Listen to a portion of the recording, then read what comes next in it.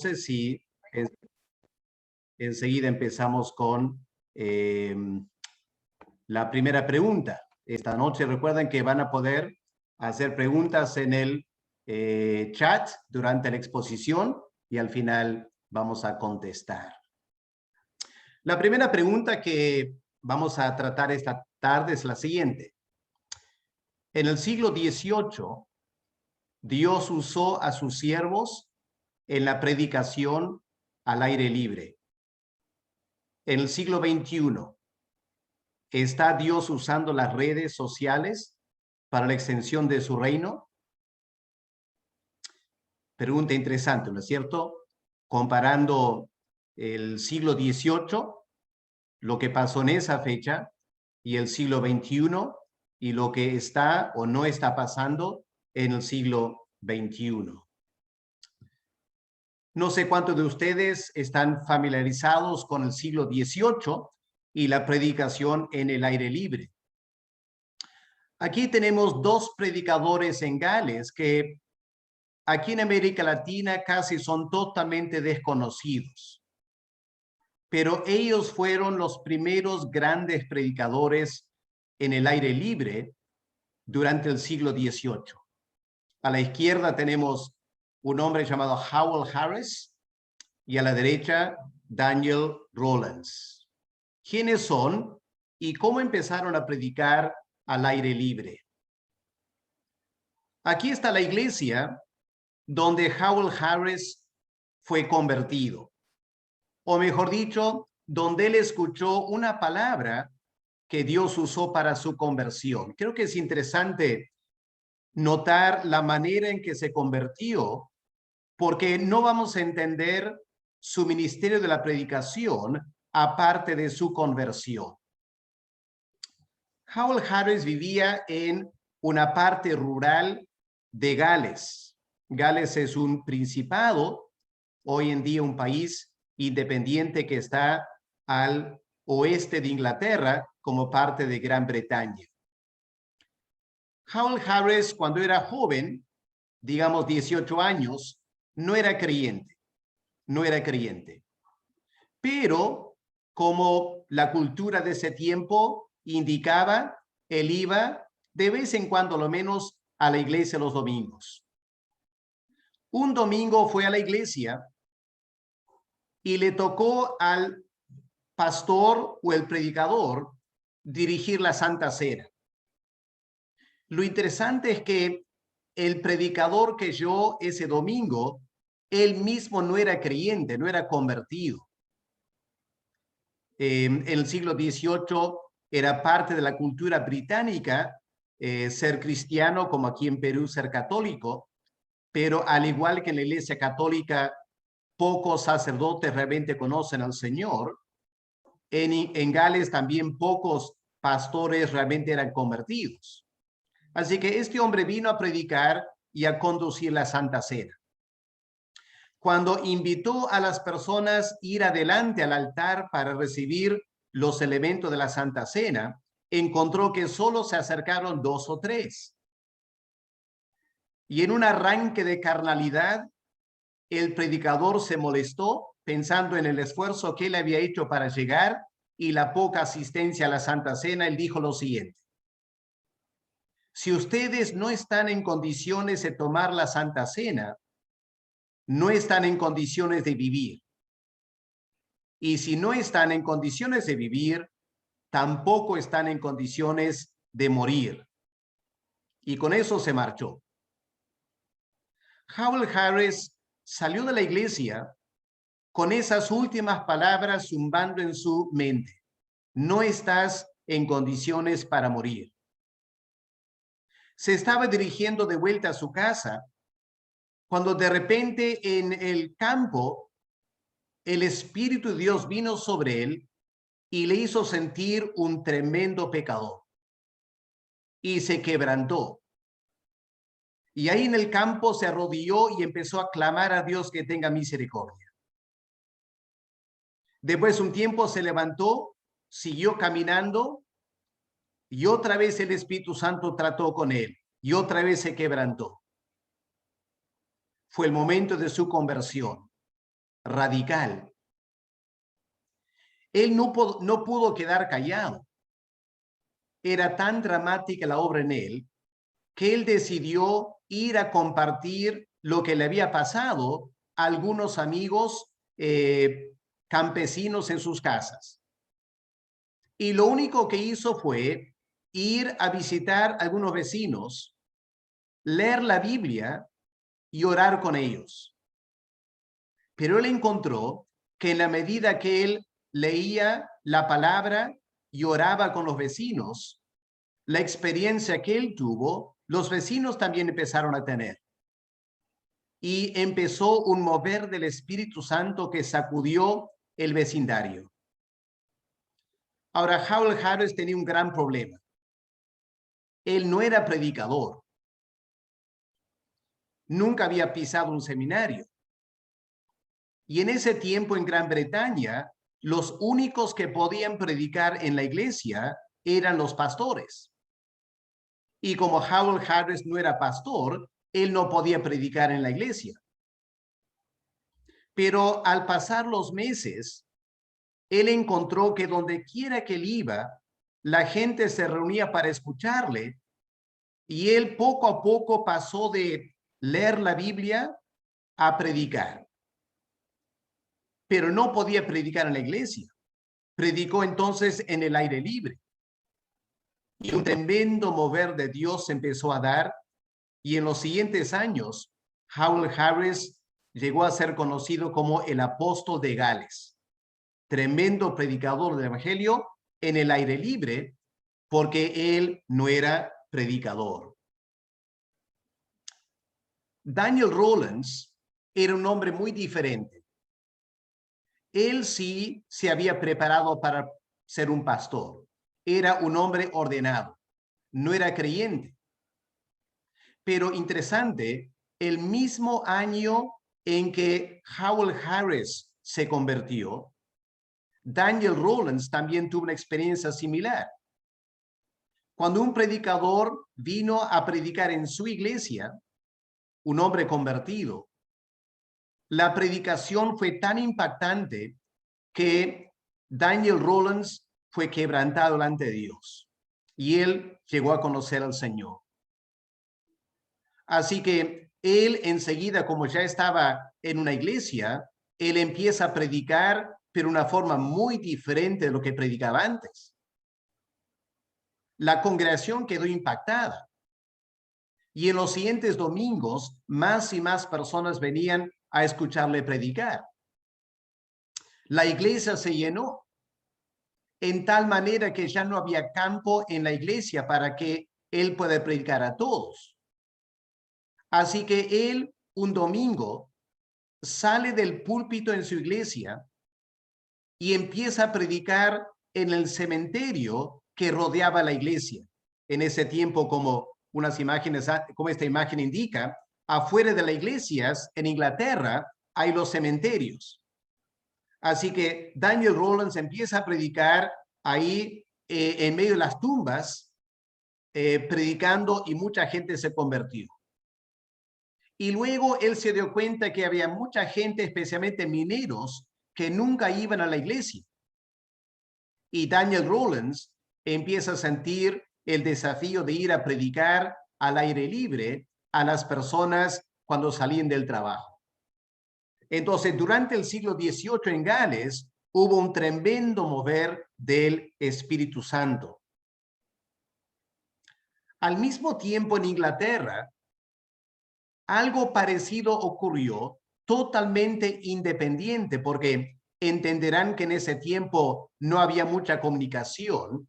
Gales era considerado un país atrasado, rural, hablaban galés, no inglés, así que en Inglaterra no se escuchaba lo que estaba pasando en Gales. Pero en el mismo año, aquí vemos la soberanía de Dios, ¿no es cierto? El mismo año 1735, en Inglaterra, un anglicano, Jorge Whitfield, experimenta una conversión. Él era un hombre muy elocuente. Él se preparó para ser pastor anglicano y empezó a predicar. pero Dios usó su predicación en tal manera que, al igual que Daniel Rollins, los templos se llenaron y él empieza a predicar en el aire libre. En realidad, él encontró un tremendo desafío porque él podía ver había más personas afuera de la iglesia que en la iglesia. Así que él empieza a predicar en el aire libre a personas que no iban a la iglesia. En ese tiempo causó un escándalo. En Inglaterra, toda la población entendía que la prédica era algo que se hacía en la iglesia, no se hacía afuera. Y la gente tomó la predicación al aire libre como algo muy malo, porque la gente se reunía, no era, digamos, un ambiente sagrado, no se cantaban himnos, la gente estaba a veces conversando, llegaban, se iban, y la gente en la iglesia empieza a criticar a Jorge Whitefield por predicar al aire libre, diciendo, estás entreteniendo a la gente, estás causando un escándalo para la iglesia cristiana, esto no es posible. Pero Jorge Whitefield, guiado por Dios, siguió predicando. Tanta gente se convertía en los aires libres que él sentía que Dios estaba usando su predicación. 3 años después, John Wesley se convierte. Él había estado buscando a Dios por muchos años, desde que antes que Jorge Whitefield se convirtió. John Wesley fue pastor, al igual que Daniel Rollins, por varios años antes de ser convertido él mismo. John Wesley fue a Estados Unidos a ser misionero, no siendo creyente. Volvió de Estados Unidos un hombre totalmente derrotado. Sabía que no conocía a Dios como Jorge Whitefield, anhelaba experimentar el perdón de los pecados y no había nada que él podía hacer. Tenía todo el evangelio en su mente, pero no lo había experimentado. Hasta que un día, caminando por una calle de Londres, en una casa particular, ve un grupo de personas reunidas. Estaban estudiando el libro de Romanos. Estaban leyendo el comentario de Martín Lutero al libro de Romanos.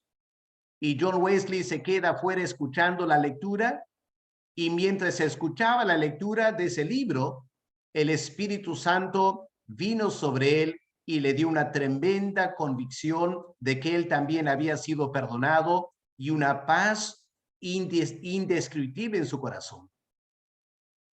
Como ya era pastor, tenía su iglesia, él empieza a predicar en su iglesia y muy pronto se llena la iglesia. Yo vengo de una ciudad en Inglaterra llamada Bristol. Y en Bristol tenemos la primera iglesia que pastoreó John Wesley. Es una pequeña iglesia en el centro de la ciudad. Así que cuando él es convertido y la gente empieza a venir a las prédicas, se convierten, muy pronto la iglesia quedó demasiado pequeña. Pero John Wesley era un hombre muy tradicional. Él escuchaba las críticas de la gente anglicana contra Jorge Whitefield predicando al aire libre. Así que John Wesley se resistió por varios meses salir de la iglesia a predicar. Le invitaban a iglesias grandes donde él iba a predicar, pero él no predicaba al aire libre. Hasta que un día Jorge Whitefield lo invita a ir a una de sus reuniones al aire libre con mineros en Bristol. Y Juan Wesley quedó impactado porque podía ver miles de mineros acabando su jornada durante la noche, yendo a su casa a las 6 de la mañana, se detienen para escuchar a Jorge Whitefield predicar y el Espíritu Santo toca sus corazones y cientos de mineros se convertían escuchando la predicación de Jorge Whitefield. Eso fue suficiente para convencer a John Wesley. Y él empieza a predicar al aire libre y Dios lo usa. Y de ahí en adelante, George Whitefield, Juan Wesley predican al aire libre. Fue después que ellos lo estaban haciendo que se enteraron que en Gales, Howell Harris y Daniel Rollins ya lo vienen haciendo antes de ellos. Y se forma una tremenda amistad entre estos 4 predicadores, y entre ellos lograron la evangelización de Gales, de Inglaterra, que en el siglo XVIII salvó a Inglaterra de un baño de sangre similar a Francia en la Revolución Francesa. En Inglaterra estaban las mismas condiciones que en Francia, pero lo que salvó a Inglaterra de la Revolución Francesa fue la predicación al aire libre de estos grandes siervos de Dios. Aquí tenemos a Jorge Whitefield predicando fuera de una iglesia al aire libre y la cantidad de gente que venía a escucharle. Ahora la pregunta es, en el siglo XXI, ¿está Dios usando las redes sociales para salvar a las personas? Bueno, aquí tenemos algunas de las redes sociales: el Facebook, el YouTube, el Twitter y otros. Todos usamos estas redes sociales. La pregunta es, ¿Dios las está usando para la evangelización? Obviamente la respuesta es que sí. Yo estoy seguro que hoy en día la gente está escuchando el evangelio por las redes que antes nunca iban a la iglesia, y algunos se estarán convirtiendo. Es una tremenda oportunidad. ¿Te imaginas la cantidad de personas que podrían sintonizar tu canal si tú te pones a predicar el evangelio? Pero hay un problema. Y espero que esta imagen sea más que suficiente para que entiendan a dónde voy. El día de Pentecostés, el Espíritu Santo vino sobre los 120 reunidos, y la predicación de Pedro, con la unción del Espíritu Santo, logró la conversión de 3,000 personas. Pedro no era un gran predicador, en el sentido, no había estudiado la predicación, no sabía nada de homilética, hermenéutica, etc. Pero contaba con el poder de lo alto. Y por eso su predicación logró salvar muchas personas. Igual en Gales con Howell Harris, Daniel Rollins, Jorge Whitefield, John Wesley. La razón por la cual lograron ver cientos de miles convertidos no era porque estaban predicando al aire libre simplemente, sino porque estaban predicando con poder de lo alto. Hoy en día, a través de las redes, podemos alcanzar mucho más personas que en el siglo XVIII. Yo he escuchado de personas que usando streaming o cosas así logran tener miles, cientos de miles de seguidores. ¿Se imaginan a alguien predicando con unción de lo alto y encontrando que en todo el mundo hombres y mujeres sintonizan ese streaming para escuchar el evangelio y son convertidos? Ese es el potencial. Lo que podría pasar, temo que no está pasando. Y creo que no está pasando porque no tenemos hombres y mujeres con esta clase de unción espiritual. Así que creo que para el siglo XXI, este es el gran desafío. Dios podría usar las redes para la evangelización mundial, pero si no hay hombres y mujeres con esa clase de poder espiritual y unción, difícilmente lo vamos a lograr. Por eso yo les animo que ustedes se tomen un tiempo quizá esta semana para leer un poco acerca de estos 4 grandes hombres. ¿Cómo se convirtieron? ¿Cómo predicaban? ¿Cómo los usó Dios? Y que eso podría llevarnos a la oración y a pedir que Dios manifieste esa clase de poder hoy en día también. ¿Ok? Hasta ahí vamos a dejarlo, la exposición. Ahora vamos a ver si hay preguntas que han hecho en el chat. Parece que no. A ver, Jonathan, guíanos en las preguntas. Justo Si acaba de hay. llegar uno, parece. Ok, Jenny Caro participa. Pastor Alex, buenas noches. Veo que los apóstoles de Jesús compartían la palabra del Señor, así como los pastores que mencionó como Daniel, Jorge, John, predicaban al aire libre, entonces ellos no pedían el diezmo u ofrenda. Entonces, ¿por qué ahora sí piden el diezmo? Y si fuera la prédica a través del internet, ¿se tendría que dar el diezmo u ofrenda? Ok, muy bien, gracias por la pregunta. En el Antiguo Testamento, los diezmos empezaron como una señal de agradecimiento a Dios.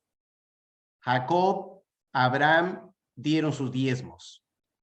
No porque alguien les pidió hacerlo, sino porque el Espíritu Santo tocó su corazón para hacerlo. Después, en la ley de Moisés, lo que Dios ya había dado por su Espíritu Santo en forma espontánea a dos hombres, el Espíritu Santo, al dar la ley, indicó que eso era lo que Dios quería para Israel. Que Israel, en un señal de agradecimiento a Dios por la bondad de Dios para con ellos, dieran sus diezmos y ofrendas para sostener a los levitas, a los sacerdotes y también para apoyar a las viudas y a los huérfanos. Cuando pasamos al Nuevo Testamento, encontramos que el Señor Jesús también recibía ofrendas. La Biblia no habla de diezmos, pero obviamente gente, entre comillas, invertía el ministerio de Cristo. De eso ellos podían vivir. Y también apoyaban a personas en necesidad. Luego pasó a la iglesia apostólica también. En Hechos, capítulos 2, 3 y 4, vemos que la gente espontáneamente daba mucho más que los diezmos. Daban todos un terreno, vendían todo el terreno y daban todo el dinero, 100% a los apóstoles, guiados por el Espíritu Santo. En 1 Corintios 16, el apóstol Pablo tiene que exhortar a la iglesia en Corinto a dar sus diezmos y ofrendas, porque no lo estaban dando. Y en 2 Corintios, el apóstol Pablo usa las iglesias en Macedonia para desafiar a los corintios, diciendo, miren los hermanos en Macedonia, sin tener que desafiarles, ellos están dando. Y a pesar de la abundante pobreza, nos están rogando permitirnos dar sus ofrendas para la obra del Señor y para apoyar a creyentes en necesidad. Así que hoy en día los diezmos y las ofrendas siguen vigentes porque el Espíritu Santo desea sostener a la obra a través de los diezmos y las ofrendas del pueblo de Dios. El detalle es si el pastor va a hablar de eso. Me parece que el pastor necesita hablar de eso como parte del discipulado, o mejor dicho, si el Espíritu Santo estuviera obrando libremente en nuestros corazones, no sería necesario hablar de ello. Algunos pastores se ven en la necesidad de hablar porque los creyentes no se están dejando guiar por el Espíritu Santo. Y por lo tanto tenemos que a través del discipulado inculcar este buen hábito cristiano en los creyentes. Obviamente, lamentablemente, hay pastores que abusan de eso, cosa que Dios un día les va a juzgar por el abuso. Pero el diezmo y las ofrendas es parte de la responsabilidad de todo creyente. Ahora, cuando predicamos a través de las redes, estamos predicando no a nuestra congregación, aunque durante la pandemia sí lo es. Les comparto el ejemplo de nuestra iglesia, la Alianza Cristiana Noroeste. Nosotros durante esta pandemia nunca hemos pedido diezmos y ofrendas, pero para nuestra alegría como pastores, por 12 meses, los hermanos han estado ofrendando y diezmando para que no solo podamos cumplir con todos los deberes que hay que pagar como iglesia, sino que estamos apoyando a las misiones en Tayabamba, en Huamachuco y hasta en Irak. Además de eso, estamos apoyando a varias familias con canastas familiares cada semana. ¿Por qué? Porque el Espíritu Santo está tocando a los creyentes para apoyar. Ahora, me parece que es hermoso ver esa gracia de Dios en sus corazones. Los pastores no estamos ganando más dinero de eso. Todo se invierte en la obra del Señor. Y Dios bendice a la iglesia. Ya yo les podía contar testimonios impresionantes. Un día una persona que no es de nuestra iglesia, me llamó, me dijo, pastor, yo he tenido un problema espiritual, etcétera, etcétera, y dijo, pastor, yo tengo 1 año de diezmos juntado. ¿Lo puedo llevar a su casa para la iglesia? Y tuve que contar miles de soles con mi esposa. Todo el dinero que esta hermana entregó. 1 semana después, varias familias de la iglesia se contagiaron del COVID. Ese dinero nos permitió darles a todos análisis, medicamento, tratamiento para que recuperen del COVID. Así es como Dios obra. Es la gracia de Dios obrando. Así que yo me alegro ver cómo el Espíritu Santo toca corazones y a través de los diezmos y las ofrendas, como iglesia, podemos dar un buen testimonio a la sociedad porque también hemos apoyado inconversos.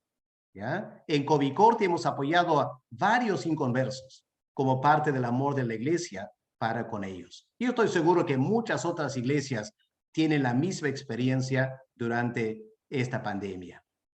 ¿Ok? Así que poco extensa quizás la respuesta, pero espero que aclare algunas cosas. Excelente. María del Carmen también participa diciendo, sé que guiados por el Espíritu Santo, el método que se utilice será de provecho para su pueblo. Pero, ¿considera usted que en el mundo actual es oportuno usar el método del aire libre e ir, por ejemplo, a los mercados, plazas, etcétera? ¿O se podría decir que ese método ya no está 100% vigente? Bueno, creo que yo he visto algunos, entre comillas, aires libres que daban vergüenza. Porque era una persona gritando en voz en cuello, muchas veces diciendo cosas un poco incoherentes. Esa clase de testimonio no ayuda para nada a la iglesia. Yo diría que si vamos a usar aires libres ahora, debe ser algo organizado por la iglesia, donde mucha gente sale juntos a dar un buen testimonio para que el mundo vea que no somos 1 o 2 un poco arraigados, sino que somos muchas personas apasionadas por el Señor Jesús.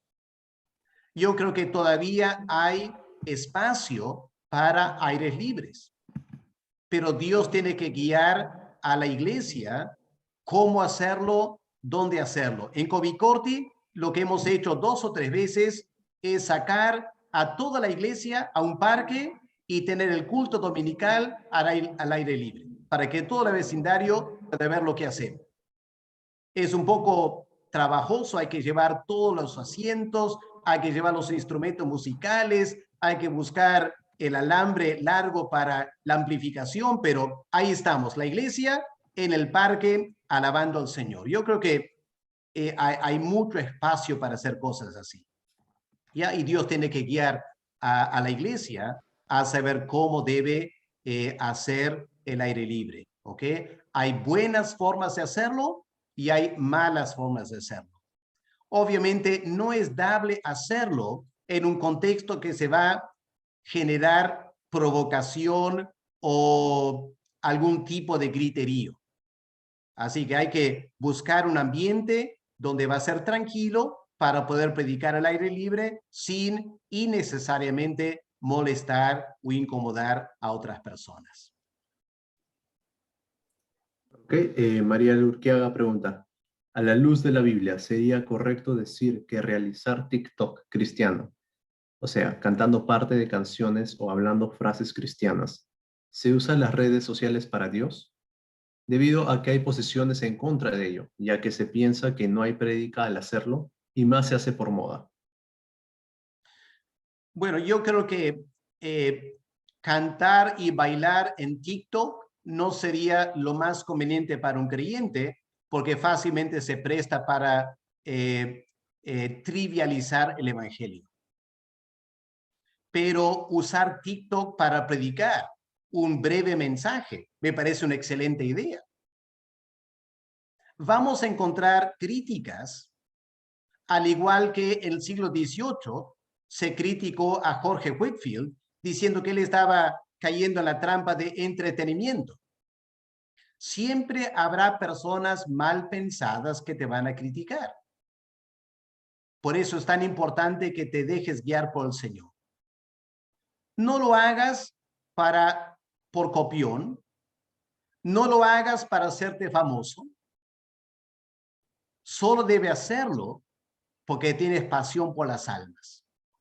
Y es un instrumento que está a tu mano que tú puedes usar. Tienes que cuidar mucho tu corazón para que no se entre la vanagloria o lo que sea que fácilmente puede traer abajo todo tu testimonio. Pero yo creo que el Espíritu Santo va a querer guiarnos a saber cómo usar las redes para impactar el evangelio. Por ejemplo, yo creo que hay mucho espacio para jóvenes que más son los que usan TikTok, para que cada día graben un texto bíblico. Lean un salmo, nada más. Pongan un salmo, quizás con un fondo musical. Eso más que suficiente. Está sembrando la palabra y gente podría responder a esa palabra. ¿Ok? Así que hay mucho que uno podía hacer. Ok, Blanca Milla Miranda. Buenas noches, pastor. He escuchado a un pastor decir que muchas veces en el resultado de las decisiones del aire libre no hay la perseverancia en ellos, que muchas veces levantan la mano de manera emocional, pero no hay un entendimiento claro del evangelio. ¿Cree que a través del mensaje en el internet haya un mejor resultado? Pues ellos necesitarán su apoyo, pues ellos necesitarán apoyo para su crecimiento espiritual, si es que realmente hay compasión en ellos. Bueno, en el siglo XVIII, cuando predicaban al aire libre, no hacían invitaciones. ¿Ya? Esto de hacer invitaciones, alzar la mano, viene del siglo XIX, de Dwight Moody y otros americanos que lo empezaron a hacer. El siglo XVIII eso no se hacía. Simplemente se predicaba el evangelio. Y el Espíritu Santo se encargaba de convencer de pecado y la gente perseveraba en la vida cristiana.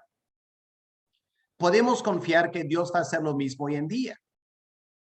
Si una persona predica con unción espiritual y el Espíritu Santo se encarga de convencer de pecado y dar el nuevo nacimiento, ¿qué va a pasar?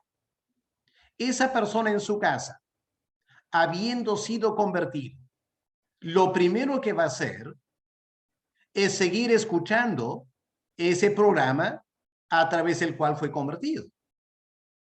Y en segundo lugar, va a empezar a buscar otros medios para alimentarse y cuando pase la pandemia, va a buscar una iglesia donde congregar.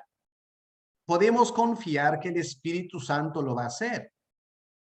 Pero claro, no hay que caer en el juego de manipular emociones y empezar a poner cierta música suave y con una voz dulce, estás tratando de convencer a la persona a entregar su vida al Señor. Para mí eso no es recomendable. Dedícate a predicar el evangelio. Confía que el Espíritu Santo va a hacer la obra de conversión. No necesitas usar música suave o cierta estrategia de hacer un llamado para que la gente se convierta. Eso huele mucho a humanismo. Confiemos que Dios haga la obra. Al igual que Pedro cuando predica. Pedro en Hechos 2 no hizo un llamado. Pedro predicó y la gente le preguntó, ¿qué debemos hacer para ser salvos? Muy diferente eso. Así que tenemos que tener cuidado. El evangelio no es un producto que vamos a vender y vamos a buscar la mejor táctica o técnica psicológica para convencer a la persona. Eso me parece es confiar demasiado en la carne y no confiar en el Espíritu Santo. Confiemos que el Espíritu Santo tiene el poder para salvar y esa nueva vida del creyente le va a llevar a buscar una iglesia donde congregar. Obviamente necesita crecer espiritualmente y esa persona se va a encargar de buscar el alimento espiritual que necesita. Ok, tenemos nuestra hermana Cecilia Medina que comenta. Pastor, buenas noches. El compartir el evangelio por las redes sociales se puede convertir en un ministerio, por así llamarlo. De ser así, ¿qué cuidado se debe tener? Muy bien, gracias, hermana Cecilia. Cuidado número 1, asegúrate que estás predicando el verdadero evangelio. Eso es lo primero. Asegúrate que predicas el verdadero evangelio. Segundo peligro, ten cuidado del orgullo. Porque si Dios te empieza a usar, va a ser muy fácil caer en la trampa del orgullo. Esas son, yo diría, las dos preocupaciones principales. Una tercera que viene a la mente es, ten cuidado de formar una iglesia virtual. Yo no estoy de acuerdo, yo no veo bien la idea de una iglesia virtual, donde creyentes nunca van a una iglesia físicamente, toda su vida de iglesia por las redes. Hay algunos que están diciendo a la iglesia tiene que ir por ese camino, porque ahora toda la gente usa las redes y no hay que esperar que la gente vaya a la casa. No. Hay un gran valor en reunirnos físicamente. Y la iglesia del Señor siempre debe tener un espacio para la reunión física. Así que no pienses en armar tu propia iglesia de tus seguidores porque tú predicas el evangelio. ¿Ok? Y otro peligro sería, no hagas algo en forma independiente. No te creas un gran Billy Graham y sin ninguna cobertura pastoral empieza a predicar el evangelio y estás desvinculado de tu iglesia local. No, todo debe estar bajo la supervisión, el asesoramiento del pastor de tu iglesia. Porque si tú te desvinculas del pastor de tu iglesia, Satanás te va a atrapar en una de sus estrategias contra tu vida. Así que siempre es importante que cualquier ministerio que hagamos desde la casa, por las redes, tenga el apoyo pastoral de tu congregación. Ok, cerramos con esta pregunta. Muy bien. ¿De dónde es que el salario de un pastor se da? ¿De dónde se da el salario del pastor? Depende de cada congregación. Cada iglesia lo maneja en forma diferente. En la alianza que es con la cual estoy trabajando ahora, y creo que refleja la mayoría de las iglesias, el sueldo del pastor viene de los diezmos. Y las ofrendas son para apoyar otras cosas, no para el sueldo del pastor. Esas son todas las preguntas que están en el chat. Ok, Edson ha hecho una aquí, recién entrado, o es una afirmación, ¿no es cierto? Más que nada. Que Dios nos ayude después de la pandemia a valorar los cultos presenciales, sí. Va a ser muy importante eso. Bien, vamos a descansar ahí 5 minutos. Les voy a poner una música, los que quieren escuchar, y en 5 minutos volvemos otra vez, ¿ok?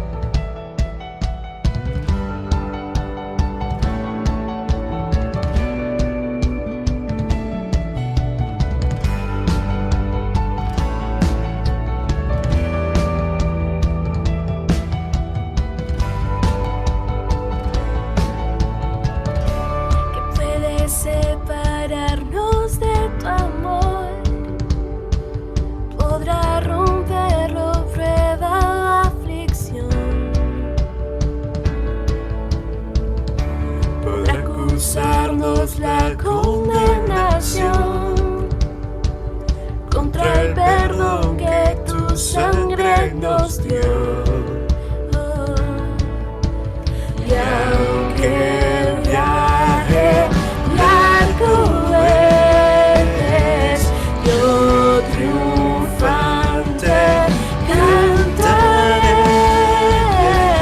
Nada en la tierra o en las alturas podrá arrancarnos de tu eterno amor, Señor. Nada en la tierra o en las alturas podrá arrancarnos de tu eterno amor, Señor.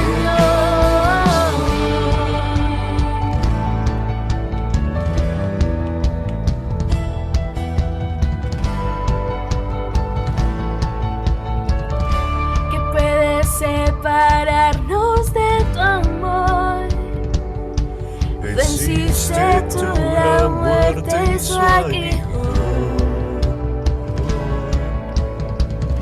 y a tus pies caerá todo poder, pues tú gobiernas todo, eres rey. Y aunque el viaje largo es, yo triunfante cantaré. Nada en la tierra o en las alturas podrá arrancarnos de tu eterno amor, Señor. Nada en la tierra o en las alturas podrá arrancarnos de tu eterno amor, Señor.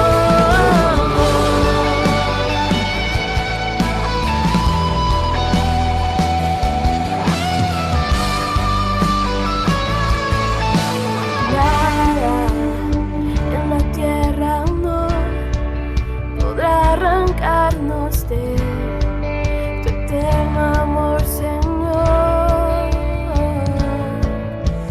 Nada en la tierra o no podrá arrancarnos de tu eterno amor, Señor. Nada En la tierra o no podrá arrancarnos de tu eterno amor, Señor. Nada en la tierra o no podrá arrancarnos de tu eterno amor, Señor. Nada en la tierra o en las alturas podrá arrancarnos de tu eterno amor, Señor. Nada en la tierra o en las alturas podrá arrancarnos de tu eterno amor, Señor.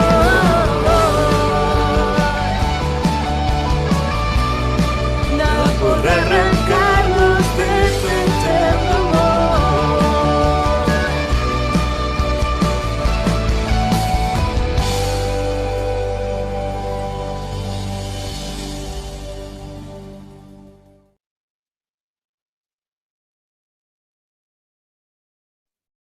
Hermanos, para aprovechar antes de que empiecen el segundo bloque, por favor, como saben, les agradezco a todos que sí tienen su nombre completo como usuario Zoom. Tan solo, por favor, hacer recordar de que hay algunos de ustedes que solo tiene sus primeros nombres, digamos.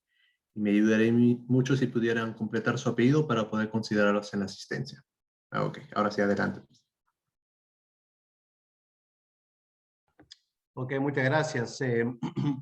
Lo que estamos haciendo es, si personas no asisten por 3 semanas seguidas, entonces lo anulamos del grupo para no estar congestionando el grupo con personas que por alguna razón u otra no pueden participar. Entonces tomen eso en cuenta. Por eso la asistencia es importante para que puedan figurar como presentes en la sala. Raúl Quispe tiene su mano. ¿Querías decir algo, Raúl? Sí, tengo dos preguntas. La primera es, cuando se dice predicar o compartir el Evangelio, no solamente se refiere a la salvación, sino a lo que dice en la Biblia, ¿verdad? La segunda pregunta es si soy, por ejemplo, miembro en WhatsApp y con mis compañeros del colegio, de la universidad, ¿cómo podría yo empezar a compartir con ellos versículos bíblicos? Esas son mis dos preguntas. Ya, gracias, Raúl. Es cierto, predicar, a lo menos cuando estos hombres que hemos visto, Jorge Whitfield, Juan Wesley, cuando predicaban, no solo predicaban el Evangelio.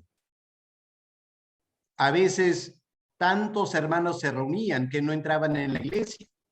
Así que habían venido para alguna convención, alguna predicación de edificación. Así que ahí no predicaban el Evangelio, sino que predicaban palabras de exhortación, edificación a los creyentes. Así que predicar abarca todo, el Evangelio, y también predicar a los creyentes en una forma general para edificación. El asunto de cómo usar un grupo de WhatsApp, en primer lugar, deja que Dios te guíe. Ora y pide al Señor que te ilumine cómo Él quiere que tú lo hagas. No hay una sola forma de hacerlo, y lo mejor es que lo hagas a tu manera, bajo la dirección del Espíritu Santo. Obviamente, en una plataforma como WhatsApp, lo más fácil es simplemente algo corto, como un testimonio, un versículo bíblico con una imagen que podrías compartir. De vez en cuando, para no ser cargoso, de vez en cuando un pequeño testimonio quizá puedes grabar y lo pones en WhatsApp. WhatsApp por lo general va a ser para algo breve. La gente no usa WhatsApp para escuchar media hora de prédica en WhatsApp. ¿Ok? Así que cada plataforma, cada red social tiene sus particularidades, y por lo general es mejor usar dentro de la particularidad. Yo confieso que uso Facebook bastante, pero yo le doy un uso muy particular a Facebook.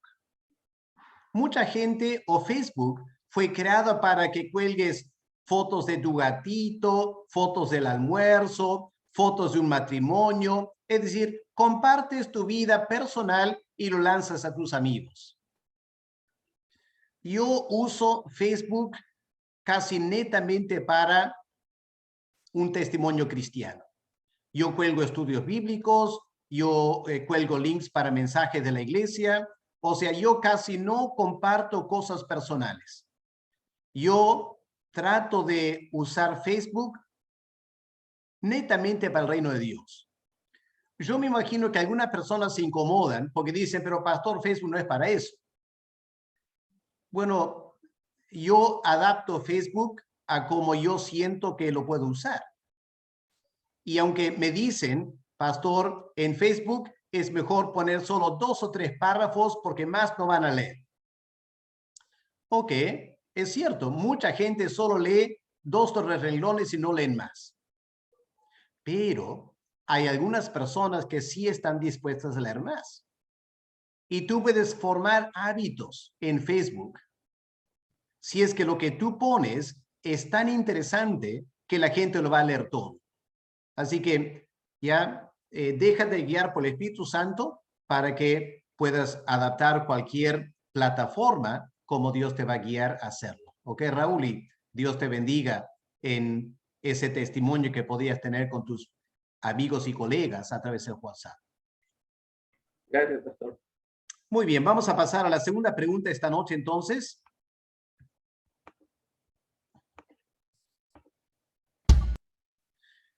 La segunda pregunta tiene que ver con el discipulado. El Señor enseñó que el discipulado debe darse a través de la interacción por un periodo significativo. En los últimos siglos, ¿usted cree que hay un buen discipulado?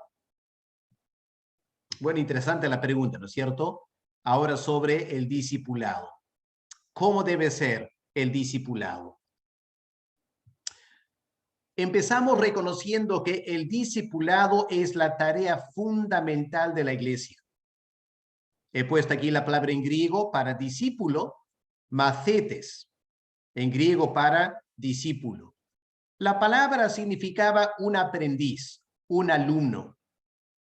Pero en la Biblia se usa en un sentido más amplio que simplemente una persona que viene para aprender algo intelectualmente.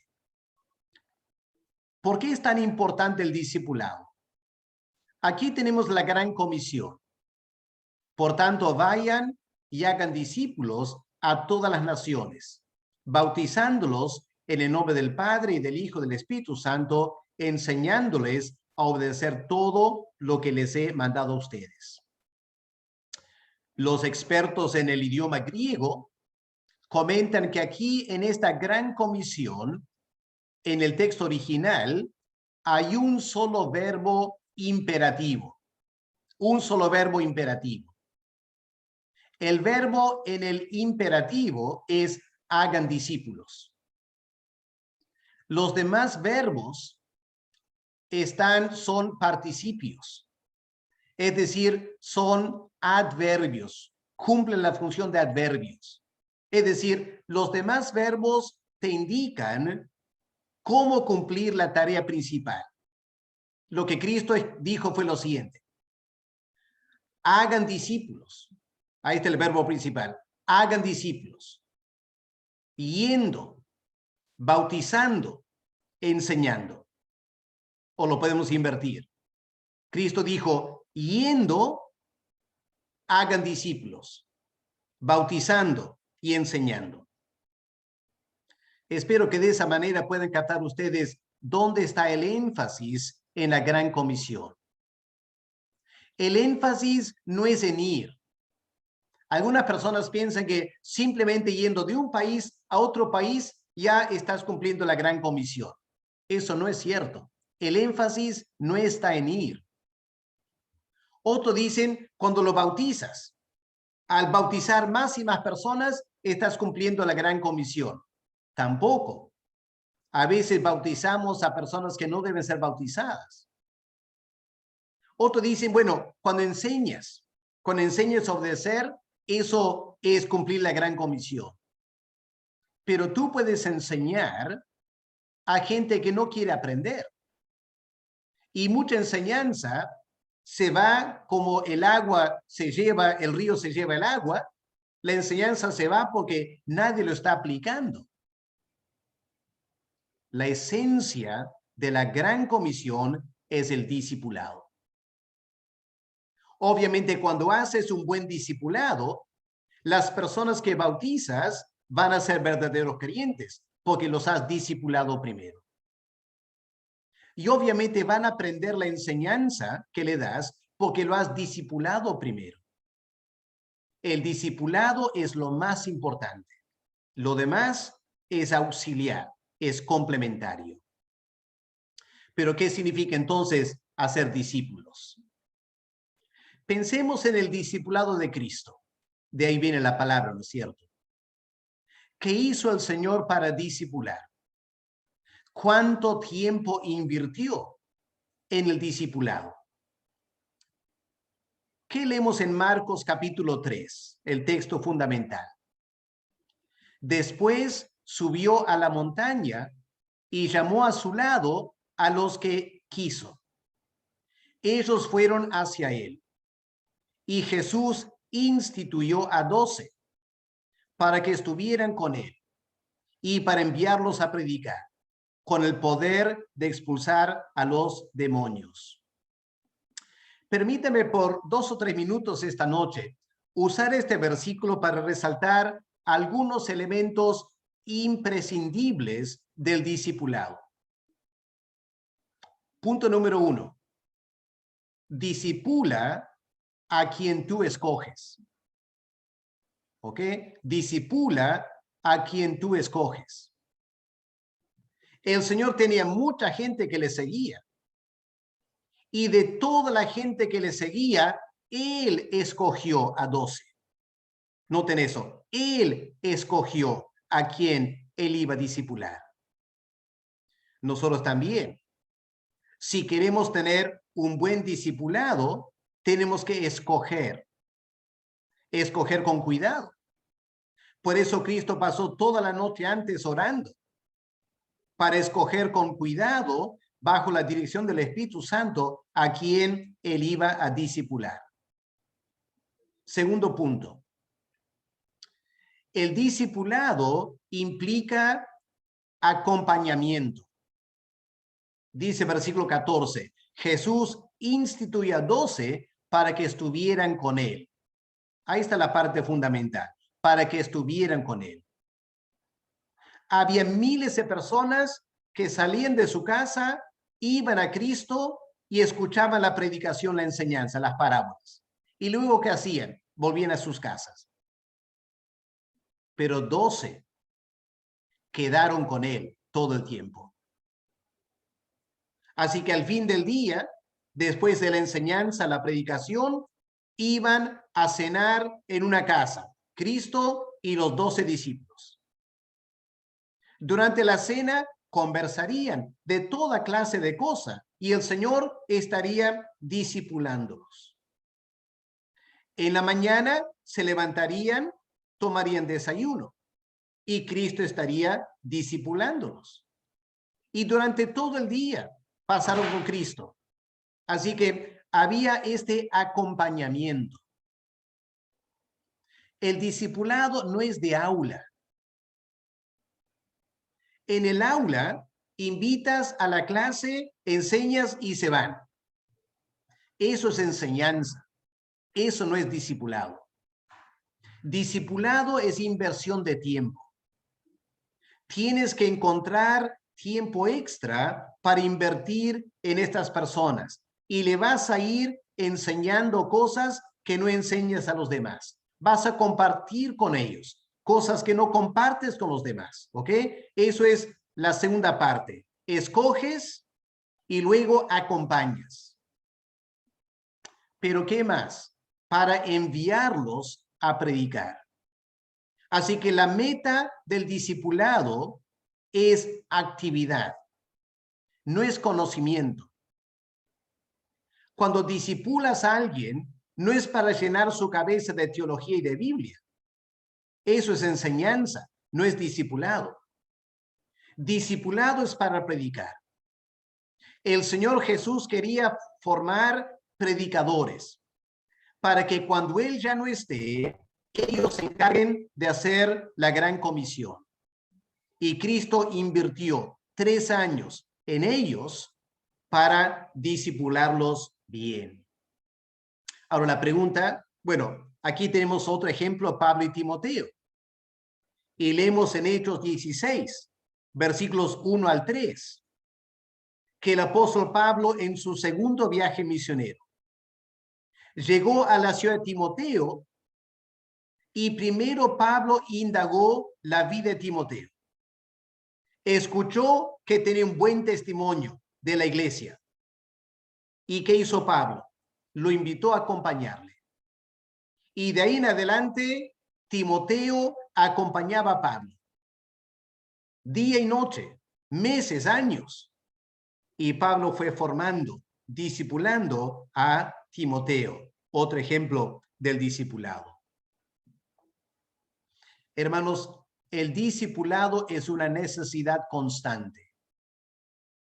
Habiendo dicho eso, hay que reconocer que la iglesia no ha sido muy buena en discipular. Les confieso que yo mismo nunca fui discipulado, yo no fui discipulado en una manera formal, consciente. El pastor nunca invirtió tiempo en mí. Nadie invirtió tiempo en mí. Yo tuve que aprender a través de libros. No es una buena forma de hacerlo, pero libros me discipularon en cierta manera. Confieso también que ahora, como yo nunca fui discipulado, a mí me cuesta discipular. Lo que más me cuesta discipular es invertir tiempo en otros, pedir que me acompañen. Antes de la pandemia, yo he viajado bastante por el Perú predicando. Soy británico. Me gusta estar solo, les confieso. Creo que el apóstol Pablo era muy diferente. Al apóstol Pablo no le gustaba estar solo.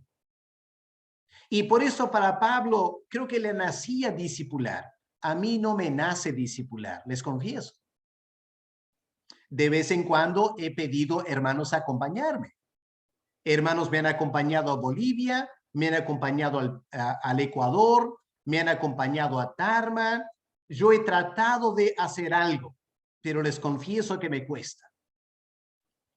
Ahora, durante la pandemia, he formado un grupo de hermanos de nuestra iglesia que espero van a ser la siguiente generación de predicadores de nuestra iglesia, y ahora yo invierto tiempo en ellos. Por las redes nos reunimos cada semana y voy compartiendo conocimiento con ellos. Voy compartiendo también mis experiencias. Les voy ayudando a entender lo que es el ministerio cristiano, dándoles pautas importantes para ellos. Me falta mucho aprender a discipular. Pero permítame a lo menos darles algunas orientaciones acerca de cómo discipular.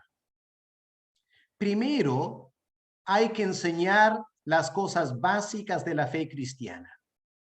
Este es el primer nivel del discipulado. Enseñar las cosas básicas de la fe cristiana. Lo que Cristo hizo en Juan capítulo 1, 2, 3 y 4, antes de tener a los 12 como discípulos. Les iba enseñando las cosas básicas del reino de Dios. Yo doy gracias a la Iglesia Alianza Cristiana, porque en la Iglesia Alianza Cristiana yo he visto esto bien implementado. Todo el sistema de la alianza, de dar vida abundante, verdades básicas, mi nuevo pacto con Dios, varios cursos que la alianza usa antes de bautizar a alguien. Yo nunca he visto antes en mi vida, les confieso. En Inglaterra eso no se hacía. Pero yo he visto que es una de las razones por la cual la alianza ha crecido tanto. Porque invierten en ese nuevo creyente por varios meses para darle una buena formación básica de la fe cristiana antes de que puedan bautizarse. Un segundo elemento del discipulado es modelar la vida cristiana.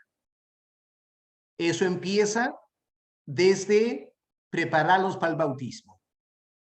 En las clases que tú das, esos nuevos creyentes van a ver, por ejemplo, a qué hora llegas para la clase.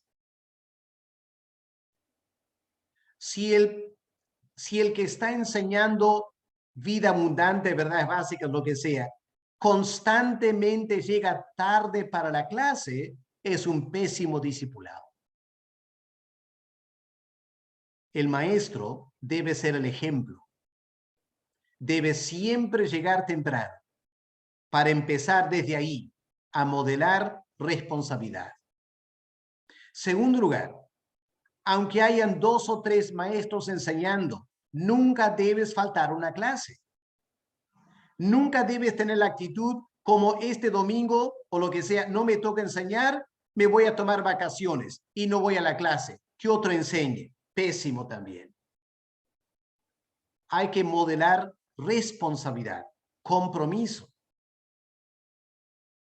La manera que contestas preguntas. Cuando alguien no está de acuerdo contigo. Si tú te molestas, mal discipulado.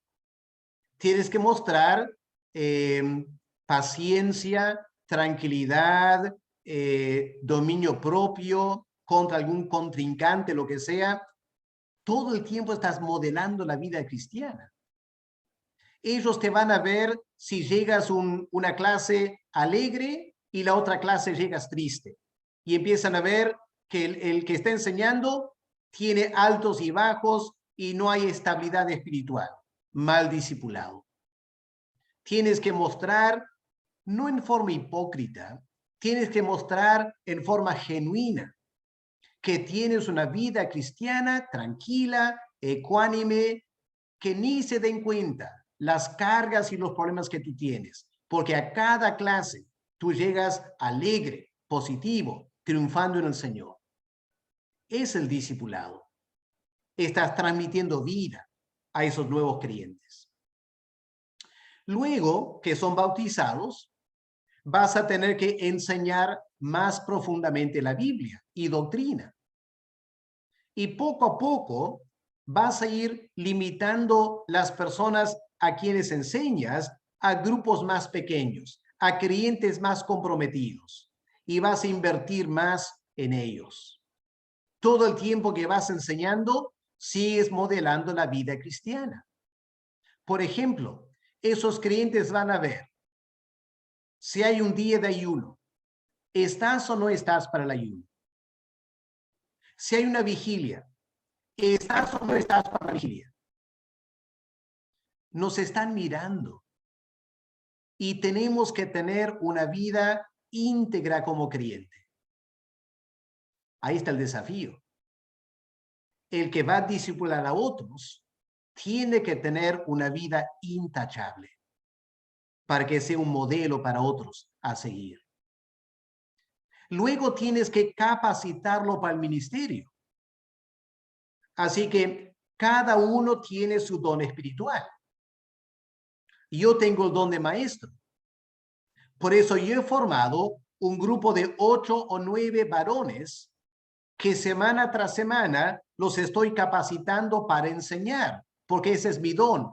Yo no voy a capacitar evangelistas, no voy a capacitar a personas para ministerios pastorales. Yo no tengo ese don.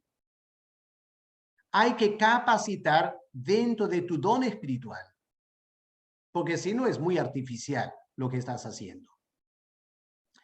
Una vez que lo vas capacitando, ahora tiene que trabajar juntos. Tienes que invitar a esa persona a trabajar contigo. Por eso en este grupo con quien estoy trabajando, los miércoles, ellos dan la reflexión bíblica en el culto de oración. Ni el pastor Marco ni yo lo hacemos, o muy poco lo hacemos. Hemos delegado esta tarea a estos hermanos. Los acompañamos. Les ayudamos a preparar el tema. Les ayudamos después reflexionando sobre el tema. Estamos trabajando juntos. Y luego de trabajar juntos, por ejemplo, con otro hermano, estamos enseñando en la Academia Bíblica. Y un domingo enseño yo, un domingo enseña él. Estamos compartiendo el ministerio y es parte del discipulado. Y luego llega el momento cuando delegas. Cuando dices al hermano, hermano, ahora tú te vas a encargar del curso. Yo de vez en cuando voy a llegar para verte. Cualquier momento pregúntame cualquier cosa, pero hermano, tú estás a cargo del curso ahora. Tú busca otra persona a quien tú vas a discipular. Ahora, cuando delegas trabajo, tienes que evaluar el trabajo. No puedes delegar y lo abandonas. Yo me acuerdo en Inglaterra, el seminario. Esto fue un gran problema en el seminario. Me acuerdo el primer año. El seminario me dio un ministerio en una escuela dominical. Domingo tras domingo tenía que dirigir una escuela dominical. Pero ningún profesor vino para verme hacerlo. Ningún profesor me evaluó. Yo tuve que, con la ayuda del Señor, aprender a mejorar mi enseñanza. Tiene que haber evaluación. Esa es parte del discipulado. Y luego tienes que animar al discípulo, porque va a haber momentos cuando él se siente desanimado, Satanás lo ataca y tú tienes que animarlo. Esto es lo que Cristo hacía con los discípulos, ¿no es cierto? Él los invita a estar con él. Él les da enseñanza más profunda que no daba a los demás. Luego los capacitaba para el ministerio. Ellos veían cómo el Señor sanaba, echaba fuera demonios, predicaba, lo veían hacer. Y luego Él los envió a hacerlo también, por un poco de tiempo. Luego Él evaluó el trabajo. Él podía ver cuando los discípulos no pudieron echar fuera un demonio. Y Él ahora entra para orientarles. ¿Cómo tratas este asunto? Y el Señor animaba a los discípulos cuando estaban un poco desanimados. ¿Por cuánto tiempo lo hizo el Señor? 3 años. ¿Es 3 años suficiente? Bueno, 3 años es bastante tiempo, ¿no? Lamentablemente los discípulos no habían aprendido mucho en 3 años, en parte por deficiencia en su vida espiritual quizás. El apóstol Pablo invirtió a lo menos ese tiempo en Timoteo. Y Timoteo al final fue un tremendo siervo de Dios, al igual que a lo menos 11 de los 12 discípulos fueron grandes siervos de Dios. A través del discipulado, multiplicas ministerios. Mi pastor en Inglaterra, él me ayudó a aprender a predicar a través de su ejemplo, pero nunca me discipuló. Nunca pasó tiempo conmigo orientándome. Yo seguramente predicaría mucho mejor ahora si el pastor me hubiera discipulado. Él hizo el trabajo solo. Y aunque algunos como yo aprendieron de él, en realidad él no logró formar a muchas personas. Yo anhelo multiplicarme a mí mismo. Yo quisiera clonarme en muchas personas, porque el reino de Dios necesita muchas personas que enseñen, prediquen la palabra de Dios. Yo les animo a ustedes también.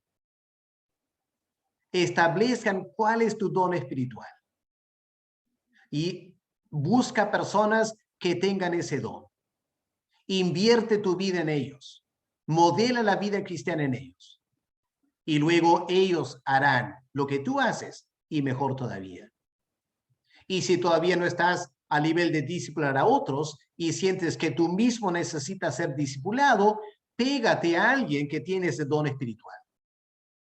Si tienes una carga evangelística, no vengas a mí, yo no soy evangelista. Si tienes una carga evangelística, busca un evangelista en la iglesia, un pastor que tenga el don de evangelismo y procura que él te pueda discipular. ¿Ok? Hay que discipular básicamente dentro del don espiritual que Dios nos ha dado. Y eso va a ser una gran bendición para la iglesia. Muy bien, lo dejamos ahí para ver si hay preguntas que quieran hacer. Ok. Justamente el hermano Raúl pregunta, ¿el discipulado se refiere también de padre a hijo? Ya, puede haber un discipulado. Mi padre, en cierto sentido, mi padre me discipuló, no conscientemente, sino simplemente por vivir en la casa con él. Entonces, un padre, yo diría que más que discipular, el padre va a modelar la vida cristiana. Obviamente, modelar es parte del discipulado, pero de repente tu hijo no tiene el don espiritual que tú tienes. Pero le puedes modelar, ¿ok? Y eso es muy importante, hacerlo con tu hijo. Ok, Irma Núñez participa. ¿Se podría decir que si un creyente no es estable o si tiene altos y bajos en su vida, y es evidente que tiene días tristes y días alegres, digamos inestable, entonces no está capacitado para discipular y no debe discipular a nadie? Lo que tienen que entender es que el creyente es llamado a ser más que vencedores en cualquier circunstancia que enfrentas. Eso no significa que seas insensible. El creyente va a sentir en carne propia muchas luchas. Y hay un problema en la vida cristiana cuando el creyente pretende engañándose que nunca tiene problemas. Ya, eso es muy dañino. Hay que ser honestos y reconocer que tengo altibajos en mi vida personal, pero esos altibajos lo manejas con el Señor, los llevas al Señor. Lo ideal es que externamente no vean eso. Lo ideal es que externamente los hermanos piensen que tú no tienes ningún problema, porque siempre pareces triunfante. Y el día que abres tu corazón y empiezas a compartir las luchas que tú tienes, van a quedar asombrados. Y van a preguntar, pero si tú vives todo eso, ¿cómo es que nunca nos damos cuenta? Y ahí citas Juan 15. Estoy aprendiendo a permanecer en la vida. Y la vida de Cristo fluye en mí. Y aunque yo esté derrotado, internamente quebrantado, voy a pedir la gracia de Dios para vivir en triunfo. Porque eso es como el Señor Jesús quiere que yo viva. Obviamente hay momentos particulares. Digamos, muere tu padre, muere tu madre. No vas a llegar a la iglesia cantando y alabando como si nada estuviera pasando en tu vida. Ya eso sería muy antinatural. Cuando tú has tenido una tremenda pérdida así, obviamente estarás triste. Y es natural reflejar esa tristeza por algo tan fuerte. Pero si es simplemente que te peleaste con alguien en el trabajo, y porque te peleaste y te maltrataron, ahora tú estás derrotado como creyente y ya no quieres orar o no quieres alabar al Señor, no, eso está mal. Eso no está bien. Eso es inmadurez espiritual. Y cuando una persona es inmadura, ¿a quién vas a discipular? Necesitas tú mismo ser discipulado. El creyente va a vivir muchas experiencias difíciles, pero va a aprender, como dijo el apóstol Pablo, en todas estas cosas somos más que vencedores en Cristo Jesús. Y el Señor Jesús, ¿se acuerdan? En Marcos leemos, un día llega la noticia, Juan el Bautista había sido ejecutado. Eso le afectó al Señor Jesús. Y él dijo a los discípulos, vamos a ir al mar de Galilea, yo necesito un espacio para llorar a Juan el Bautista. Y suben la barca y van cruzando al otro lado. Y cuando llegan al otro lado, ¿qué encuentran? Una tremenda multitud había llegado. ¿Y qué hizo el Señor Jesús? Le dijo, no, hoy no hay clase porque yo estoy de luto. No dijo eso. Él empezó a enseñar y al final los alimentó a todos, los 5,000. Yo me imagino que nadie se dio cuenta lo que él tenía en su corazón. Los discípulos vieron a Cristo recibir la noticia que lo afectó demasiado. Un par de horas después, estaba enseñando todo el día como si no pasó nada en su vida. De eso se trata. Madurez y estabilidad espiritual. Ok. Natalia Rivera dice, buenas noches, Pastor Alex. ¿Es el discipulado solo una tarea terrenal y no se hará en la eternidad, mientras que el ser discípulo es eterno? Realmente no sabemos todo lo que va a pasar en el cielo, pero la Biblia indica que cuando lleguemos al cielo vamos a conocer tal como somos conocidos, dice Pablo en 1 Corintios 13. Así que la Biblia indica que cuando llegamos al cielo seremos perfectos. Por lo tanto, no creo que en el cielo va a haber discipulado. El discipulado se da aquí en la tierra. Ok. Cecilia Medina, Pastor, ¿es mejor un discipulado presencial? Gracias y muchas bendiciones. Ya, lo ideal es que sea presencial. Por mientras yo lo hago en forma virtual por asuntos de la pandemia. Pero es 1000 veces mejor hacerlo en forma presencial. Ruth Vázquez pregunta, ¿es necesario que el discipulado sea homogéneo en cuanto a sexo femenino y masculino? Ya, lo ideal es que disipules a personas de tu sexo. Ya, eso es lo ideal. Porque te salva muchos problemas. Yo he visto señoritas que juntan varios discípulos varones. Eso no se ve bien. Y he visto varones con varias discípulas mujeres. Tampoco se ve bien. Mejor sigamos el modelo de Cristo. Él discipuló a personas de su sexo y es mejor hacerlo así. Si vas a discipular un grupo mixto, hazlo con tu pareja. ¿Ya? Esposo, esposa, discipulando un grupo mixto. Ojo, esposo, esposa. No novio, novia. O amiguito con su amiguita. ¿Ya? Esto se presta para muchas cosas. ¿Ok? El discipulado es serio.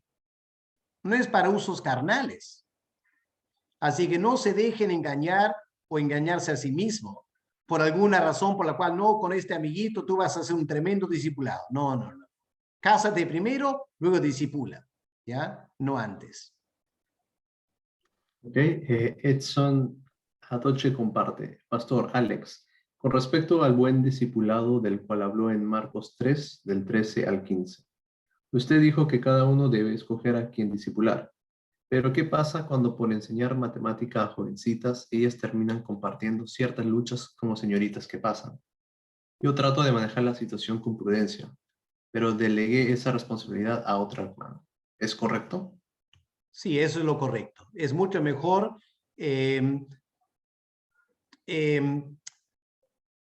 dedicar o delegar tareas espirituales a personas del mismo sexo. Así que, señoritas, empiezan a hacerte muchas preguntas, ya, delega. Y al delegar, una de dos cosas van a pasar.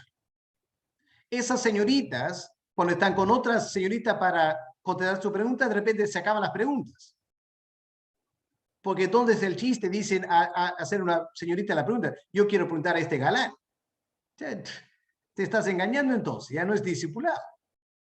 ¿Ok? O empiezan a ser discipulados por una señorita y crecen y avanzan el discipulado. Pero tienes que hacer eso, ¿ya? No puedes enseñar matemáticas si quieres, ¿ya? Porque eso es algo académico, aunque aún eso tienes que tener cuidado como creyente. Pero el discipulado, no. Deja eso a otras personas. Contesta una o dos preguntas, obviamente, sí. Pregunta, dos o tres preguntas puedes contestar. Pero cuando algo se ha vuelto un hábito y no debes decir, bueno, ¿qué tal otra reunión para conversar temas bíblicos? Y ahora tienes una reunión con 7 otras señoritas para tratar temas espirituales, entre comillas. No, eso se presta para muchos malos entendidos. Así que es mejor no hacerlo. David Rodríguez dice, Pastor Alex, buenas noches. Hay personas que rehúsan ser discipulados por el orgullo. ¿Qué solución podría dar? Déjalos. Déjalos. El discipulado exige el deseo de ser discipulado. Si la persona no quiere ser discipulada, no es el momento para discipular. Déjalo. Dios sabrá cómo tratar con esa persona después. Ok. Parece que ya no hay más preguntas en el chat, así que tal vez el hermano Raúl desea participar, ya que tiene la mano levantada. Hermano Raúl, Sí. ¿se encuentra? Sí. Son adelante. dos preguntas.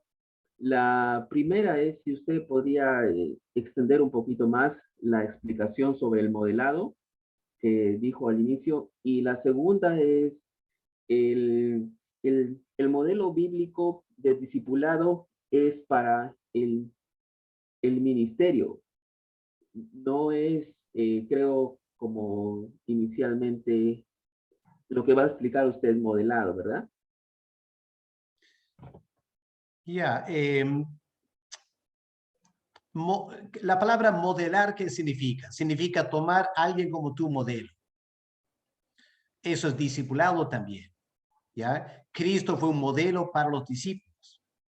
El Señor Jesús modeló para los discípulos cómo servir a Dios. ¿Ok? Así que en ese sentido, modelar y discipular son afines. Pero modelar se puede usar en un sentido general para la vida cristiana, ¿ya? Para mí el discipulado siempre va a tener un énfasis sobre ministerio, ¿ok? Así que vas a discipular un evangelista, vas a discipular un predicador, vas a discipular una persona para la ayuda social. Siempre va a ser un discipulado enfocado a un ministerio. Pero también es necesario modelar la vida cristiana. Mi padre sirvió de modelo como creyente en muchas maneras. Permíteme 2 ejemplos. Cuando yo era muchachito, recién convertido, estuve en una conferencia en Escocia, un centro de conferencia, una suerte de hotel, donde 200 personas habían pagado para quedar una semana en este hotel para escuchar a papá predicar. En la mañana se había cultos y en la tarde había paseos, y papá era el predicador. Y yo me acuerdo, después de una reunión en la mañana, los hermanos estaban tomando café, y yo pasé un grupo de 6 o 7 hermanos tomando café, conversando, y escuché una persona decir a otra persona, de mi padre obviamente, dijeron, qué lindo predica el pastor Donelli. Se imagina lo que yo sentí como muchachito, 16 años. Recontra orgulloso de papá. Pero luego yo me puse a pensar, porque un hijo ve a su padre en la casa, ¿no es cierto? Yo empecé a pensar, pero papá es una persona tan ordinaria, común y corriente. ¿Cómo que 200 personas pagan bastante dinero para quedar una semana en un hotel para escuchar a papá predicar? ¿Qué tiene papá para jalar a esa gente? Y volvimos a nuestra casa en Inglaterra. Y una mañana temprano me levanté, no sé por qué, pero entré a la sala y encontré a papá arrodillado en el sofá orando. Y en ese momento Dios me dijo, esa es la razón. Tu padre tiene una tremenda vida de oración. Por eso la gente le escucha. ¡Wow! Eso para mí fue un momento fundamental en mi vida cristiana. Obviamente yo había escuchado muchas prédicas de oración, pero ver un modelo de oración era muy diferente. Papá nunca, lo interesante, papá nunca me dijo, Alex, es importante orar. Él nunca lo verbalizó. Pero su vida de oración me desafió. ¿Y saben lo que yo hice el día siguiente? Tan ingenuo, yo era muchachito de 16 años. El día siguiente yo me levanto a las 6 de la mañana, entro a la sala y me arrodillo al lado de papá en el sofá. No le dije nada. Yo solo quería contagiarme de su espíritu de oración. Eso marcó un momento muy importante en mi vida espiritual. ¿Ya? Luego yo fui a la universidad y empecé a disciplinar mi vida espiritual 1 hora todos los días en oración como estudiante universitario. 1 hora todos los días. Porque papá me modeló. ¿Ok? Así que ahí hay un modelo. Segundo modelo de mi padre. Mamá era una persona con muchas enfermedades, muchos problemas físicos. Y como resultado, mamá tenía que tomar muchos medicamentos y mamá terminaba muy cansada. Y había domingos que mamá no podía hacer casi nada en la casa. Nos levantábamos como familia y papá preparaba el desayuno. Y luego papá manejaba toda la familia a la iglesia donde le iba a predicar. Y luego papá dirigía el culto. Y papá predicaba. Y durante el almuerzo, papá conversaba temas espirituales con la familia. Y luego mamá y los hijos, una siesta. Y papá salía para hacer algunas visitas pastorales. Volvía a la casa a tomar lonche. Íbamos todos a la iglesia. Papá dirigía el culto y papá predicaba. Y al final, papá manejaba 1 hora de vuelta a la casa. Y lo que más un día me acuerdo me desalmó, porque me di cuenta de lo que estaba pasando. Entramos a la casa los hijos subiendo al segundo piso para cambiarnos y papá nos decía, hijos, ¿qué quieren cenar?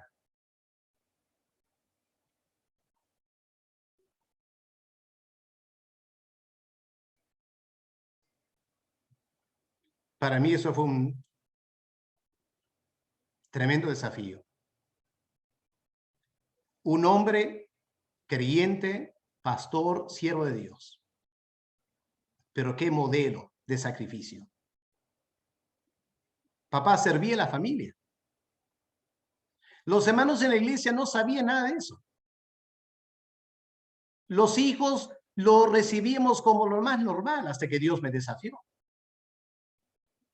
Y papá nunca se quejó. Nunca dijo, qué terrible, yo tengo que hacer todo aquí en la casa, nadie más me ayuda. Papá, calladito. Para mí, Raúl, no sé si capta, pero para mí ese es modelo. ¿Ya? Ese es modelo de vida cristiana. ¿Ok? Y ese es el papel de los padres que tenemos que dar a los hijos. ¿Ya? Un modelo de vida cristiana. ¿Ok, Raúl? Muchas gracias, pastor. Bien. Bueno, obviamente mi papá aprendió bien, porque lo replicó el modelo. Así que bien por papá. No hay más preguntas en el chat. Así que me parece que ahí quedan todas las preguntas por esta noche. Ok. Franklin tiene una mano, pero no sé si es una mano para pedir la palabra. Un aplauso, o... me parece. No, estaba saludando nomás, despidiendo ya, creo. Ya, ok. Hermanos, muy bien, muchas gracias entonces por su participación esta tarde, esta noche. Espero que les haya ayudado este tiempo. Y el otro lunes estaremos aquí otra vez para contestar más preguntas. Hermanos, vamos a terminar orando. Voy a pedir al pastor Víctor Palza, por favor, que pueda guiarnos en oración, si estás ahí, pastor Víctor. Y en particular a esta coyuntura, nuestra nación como país. Oremos por los eventos que han pasado en la selva y por estos dos semanas por delante que son tan decisivos para el futuro del país. Así que ora, pastor, por nuestro país, la coyuntura política, por favor, y despídenos de la reunión esta noche.